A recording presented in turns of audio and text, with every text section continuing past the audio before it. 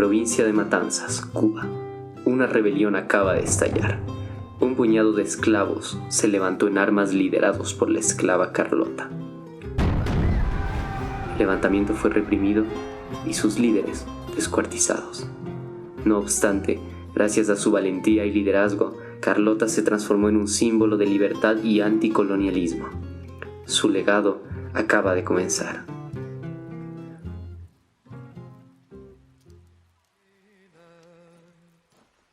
Dentro de ti ha sido 171 años después, otra revolución estallaba, pero esta vez no era en Cuba, sino en Portugal. Aquel 25 de abril las calles de la capital lusa se vistieron del rojo característico de los claveles. Cayó la junta militar que había gobernado el país durante las últimas décadas, y con ello los últimos bastiones del que alguna vez fue el imperio colonial portugués.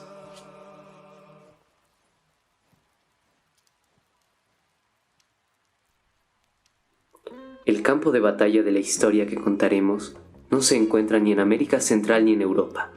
Por los años 1960, entre las llamadas provincias ultramarinas de Portugal, se encontraba Angola. El que alguna vez había sido el glorioso reino del Congo era por aquella época una de las últimas reminiscencias de la presencia colonial europea en África. Durante más de 400 años, Angola había provisto de esclavos y recursos naturales a la administración lusa. Las ideas revolucionarias y los movimientos anticolonialistas habían terminado por motivar a la población civil. Frente a la inminente liberación del pueblo angoleño, Portugal fijaría una fecha para su salida del territorio. Como lo sabemos, el poder no admite vacíos. Es aquí donde inicia nuestra historia. Carlota. acuérdate de bien, porque Angola no está sola, vive la libertad de Angola, bien cara te costará. Una nueva era comenzaba en aquel gran país africano. Tras la firma del Tratado de Albor, la fecha de la independencia era inamovible, 11 de noviembre de 1975. El problema era evidente.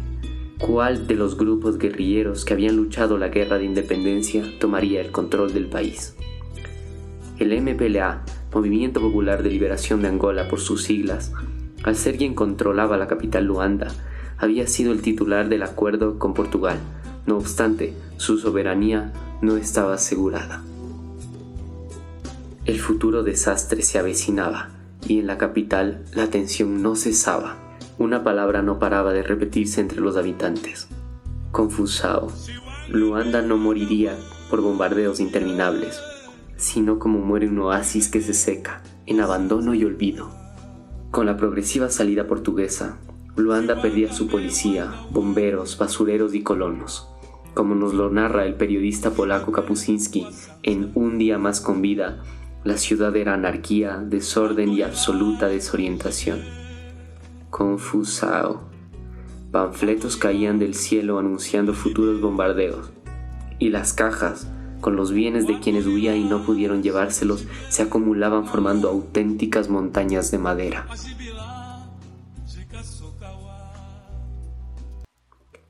La UNITA, liderada por Jonas Savimbi, y el FNLA de Holden Roberto, se disputaban el control del país frente al MPLA. Una guerra civil acababa de terminar y una nueva comenzaba. Pero ahora las condiciones eran diferentes. Tras el abandono definitivo del país por parte de los portugueses, las distintas potencias mundiales y regionales, como un chico hambriento, libre en el campo, se abalanzaron en la disputa por el control y riqueza de Angola.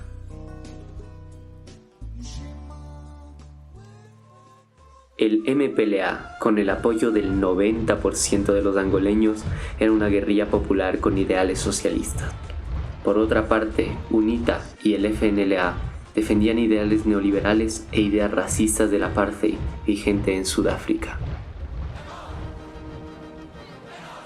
Frente a este escenario, ambos grupos guerrilleros iniciaron enfrentamientos en toda Angola. Kapuscinski vivía en carne propia las desgracias de una guerra como las que vivió en su continente. Sin embargo, en esta guerra, los Kalashnikovs muchas veces eran portados por chicos de 12 años. Angola iba perdiendo su vida, pues las balas se llevaban cualquier ideología por delante. Kapuscinski, quien acompañó a muchos combatientes, no podía hacer más que tomarles fotografías. Estas conservarían su recuerdo, su vida, su imagen.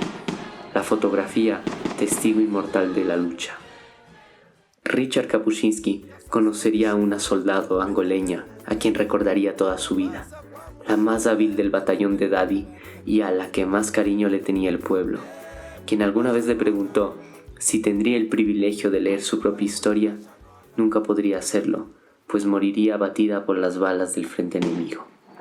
No obstante, las palabras y fotografías del polaco sí inmortalizaron a Carlota.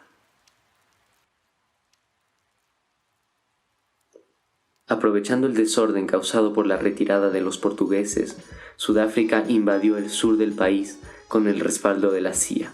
Los sudafricanos veían en los ideales del MPLA una amenaza que, de no ser controlada, se podría extender a toda África.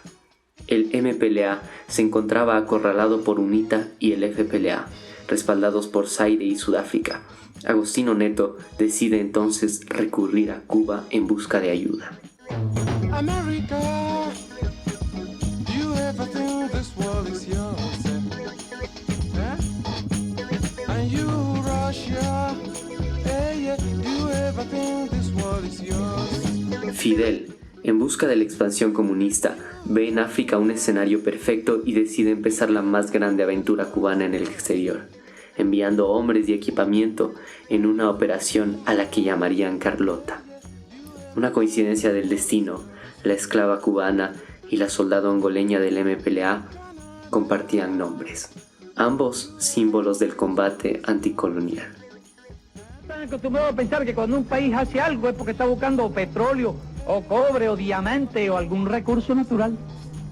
No, nosotros no buscamos ningún interés material y los imperialistas lógicos que no lo entiendan. Kapuscinski toma conciencia de la dimensión del conflicto, el cual trascendía de una guerra local a un escenario de guerra fría. El periodista, ignorando su neutralidad, tomaría un bando a favor del socialismo. Defendería las vidas por delante de la información.